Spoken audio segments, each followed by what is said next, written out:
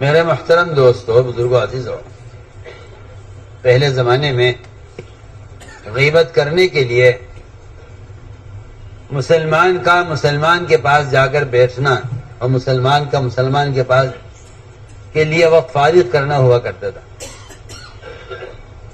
اگر کبھی مل گئے آپس میں کسی تقریب میں کسی موقع پر تو غیبت ہو گئی۔ اس زمانے میں غیبت ہو رہی ہے عالمی سطح پر۔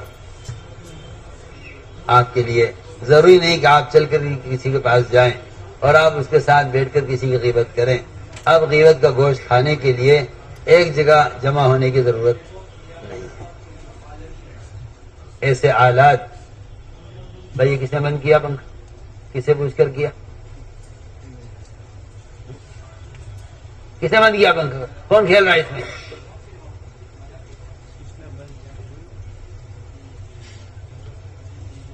یا بیٹھ کے کھیلتے رہتے ہو؟ تو میں نے عرض کیا کہ حالات ایسے ہیں اس زمانے میں کہ آپ کو غیبت کرنے کے لیے کہیں جانے کی ضرورت نہیں ہے۔ پہلے غیبت دو چار کے درمیان ہوتی تھی، اب امت کا لاکھوں کا مجمع ایسا ہے جو ایک فرد کی غیبت میں مشغول ہے۔ پہلے دو آدمی مل کر ایک آدمی کا گوشت کھاتے تھے، اب لاکھوں آدمی مل کر ایک آدمی کا گوشت آسانی سے کھاتے ہیں۔ آپ کو یہ دھوکہ لگا ہے کہ اللہ نے سہولت کی چیز دی ہے۔ میں کہتا ہوں اللہ کی قسم، غیبت کی سہولت، تہمتیں لگانے کی سہولت، جھوٹی خبریں پھیلانے کی سہولت، یہ سارے شیطانی کاموں کی سہولت ملی ہے اس آلے سے۔ اس سے سب سے زیادہ غیبت اس کے ذریعے ہوتی ہے۔ آپ ایک ملک میں بیٹھے ہیں، دوسرا آدمی دوسرے ملک میں بیٹھا ہے، آپ دونوں آپس میں ایک مسلمان کی غیبت کرنے میں برابر شریک ہیں۔ بتائیے ہے یا نہیں؟ آپ کو ضرورت نہیں ہے کہ آپ غیبت کے لیے کسی کے پاس چل کر جائیں، نہیں، اپنے گھر بیٹھو غیبت کرو۔ آدمی تنہا بیٹھ کر غیبت کرتا ہے۔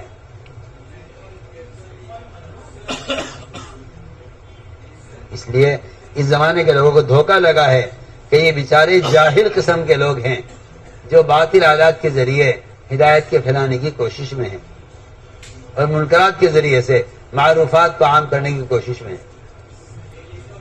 حالانکہ جو ذرائع معصیت کے ہوتے ہیں ان سے نیکی کے آنے کی کوئی امید نہیں کرنی چاہیے۔ حالات اور ذرائع معصیت کے لیے اس سے ہدایت کے ملنے کی امید کرنا دین کے ساتھ کھیل کرنا ہے۔ تو ہم نے عرض کیا کہ غیبت یہ ایک ایسا اجتماعی گناہ اس زمانے بن گیا ہے کہ میں سمجھتا ہوں شاید کوئی گناہ اتنا اجتماعی نہیں ہوتا جتنا غیبت کا گناہ اجتماعی ہوتا ہے۔ اور غیبت صرف زبان سے نہیں ہوتی بلکہ آنکھ کے اشارے سے بھی غیبت ہوتی ہے۔ آنکھ کے اشارے سے بھی غیبت ہوتی ہے۔ جو بات آپ زبان سے کہنا چاہتے ہیں، اگر آپ نے زبان نہیں کھولی اور آپ نے آنکھ کے اشارے سے اپنی بات سمجھا دی یا اشارہ کر دیا تو آپ نے زبان سے آپ کے کو غیبت کرنے کا گناہ ملے گا، حالانکہ آپ نے اس کے لیے زبان استعمال نہیں۔ اگر غیبت کرنے کے لیے آپ آنکھ کا استعمال کریں صرف ایک اشارے کا، تو اس سے بھی آپ کو زبان سے غیبت کرنے کا گناہ بھی ملے گا اور اس سے آپ کی زبان ناپاک ہوگی۔ آپ کو اس کا اندازہ نہیں ہے۔ آپ صلی اللہ علیہ وسلم نے اشارہ کرنے والے سے بھی یہ فرمایا کہ کلی کرو، اشارہ کرنے والے، حالانکہ اس نے زبان سے کچھ نہیں کہا، آنکھ سے اشارہ کیا۔ حضرت صفیہ کے لیے ازواج مطہرات نے فرمایا کلی کرو، کلی کرو۔ اگر ہم یہ واقعات نہ سنیں تو ہم تو بھول بھی جائیں گے غیبت کسے کہتے ہیں، حالانکہ زنا سے بڑا گناہ ہے۔ اور یہ بات ڈرنے کے لیے کافی ہے کہ اللہ کے ہاں زنا کی توبہ ہے، غیبت کی توبہ نہیں۔ اللہ کے ہاں حالانکہ زنا حد والا گناہ ہے، پھر بھی زنا کی توبہ ہے، غیبت کی توبہ، غیبت کی توبہ اس کے پاس ہے آپ کے لیے جس کی آپ نے غیبت کی ہے۔ جب تک آپ اسے جا کر اس سے کہہ کر حلال نہیں کرائیں گے اس وقت تک غیبت کا گوشت آپ کے پیٹ میں رہے گا اور جہنم کی آگ اس کو جلائے گی۔ آپ جتنا چاہے استغفار کر لیں، جتنا چاہے رو لیں اللہ کے سامنے، جتنی چاہے آئندہ نہ کرنے کا عزم کر لیں، غیبت تو گناہ معاف نہیں۔ جب تک آپ، حالانکہ لوگوں کو شرم آتی ہے کہ بھئی کیا کریں، ہم نے تو غیبت چھپ کے کی، جب جا کے اس کی زبان تم کو کیسے کہیں کرنا آپ کی غیبت کی۔ جب تک آپ یہ نہیں کریں گے اس وقت تک آپ کے پیٹ میں غیبت کا گوشت باقی رہے گا اور جہنم کی آگ اس کو جلائے گی، یہ حدیث میں۔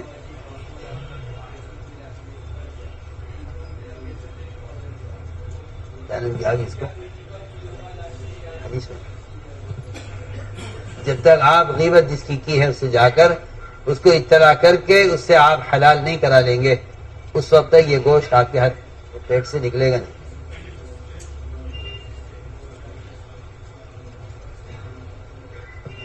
لیکن کیا کریں، لوگ حدیث میں ان مثالوں کو فرضی مثالیں سمجھتے ہیں، یا سمجھتے ہیں تو سمجھانے کے لیے کہا گیا، حالانکہ ایسا نہیں۔ دیکھو غیبت کس طرح ہوتی ہے اور کتنی معمولی بات غیبت بن جاتی ہے۔ عائشہ فرماتی ہے رضی اللہ تعالی عنہ کہ میں نے کہہ دیا آپ صلی اللہ علیہ وسلم کے سامنے حضرت صفیہ کے بارے میں کہ اس کا قد چھوٹا ہے، آپ کے لیے تو بس صفیہ کافی ہے، صفیہ کافی ہے آپ کو تو چھوٹے قد والی۔ آپ نے اے عائشہ تیری زبان سے وہ جملہ نکلا ہے، اگر کڑوے سمندر کے پانی میں، یہ ترجمہ اس کا ہے، اگر کڑوے سمندر کے پانی میں، اگر میٹھے سمندر کے پانی میں یہ تیرا جملہ ملا دیا جائے تو سارا سمندر کا پانی میٹھے سے کڑوا ہو جائے۔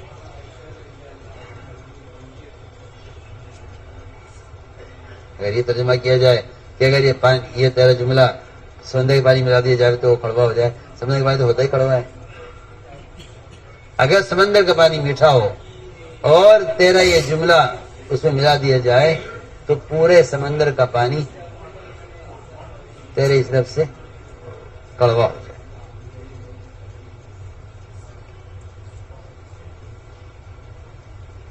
اس لیے حدیث میں آتا ہے کہ بد اخلاقی کا ایک جملہ اور بیجا غصہ، حدیث میں آتا ہے کہ بیجا غصہ یہ شہد کی حلاوت کو، ایمان کی حلاوت کو ایسا ختم کر دیتا ہے جس طرح ایلوا شہد کی مٹھاس کو ختم کر دیتا ہے۔ صحیح حدیث ہے۔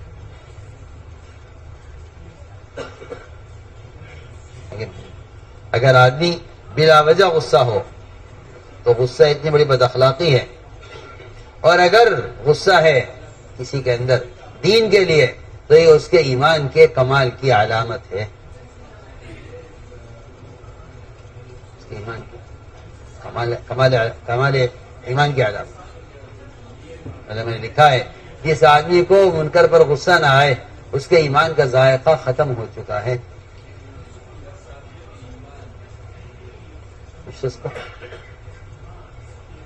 منکر کو دیکھ کر غصہ نہ آئے اس کا ایمان کا ذائقہ ختم ہو چکا، اور اگر کسی کو بلا وجہ غصہ آئے تو بلا وجہ کا غصہ کرنے والا اس کے ایمان کی حلاوت اس طرح ختم ہو جاتی ہے جس طرح ایلوا شہد کی حلاوت کو، مٹھاس کو ختم کر دیتا ہے۔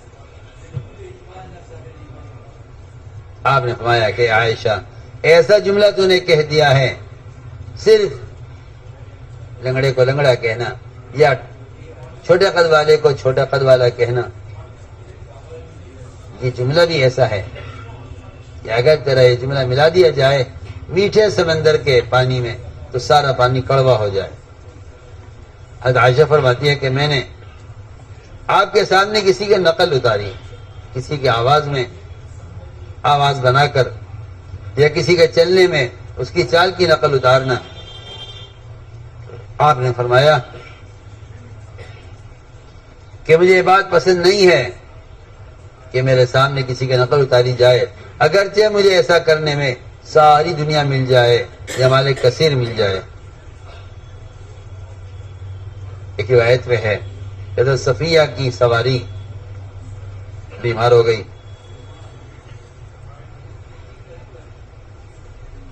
سواری بیمار ہو گئی صفیہ کی۔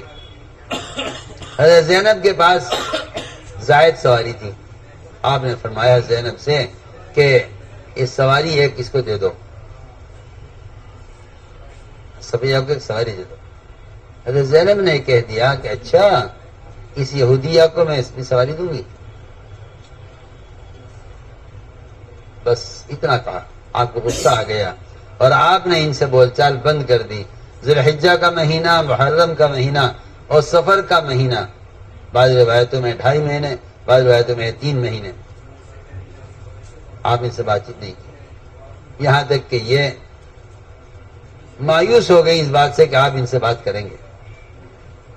ایک روایت میں ہے کہ میں نے ایک عورت کے بارے میں کہہ دیا کہ یہ اس کا تو دامن لمبا ہے، کرتے کا دامن لمبا ہے، عیب بیان کر دیا۔ آپ نے فرمایا اے عائشہ جلدی کل جی تھوک تھوک، تو کہتے ہیں میں نے جو تھوکا تو میرے تھوک میں گوشت کا ٹکڑا نکلا، تھوک میں کچا گوشت،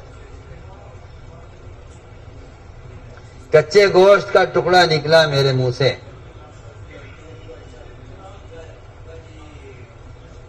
آپ نے دکھلایا کہ ہاں غیبت کرنا گوشت کھانا ہے۔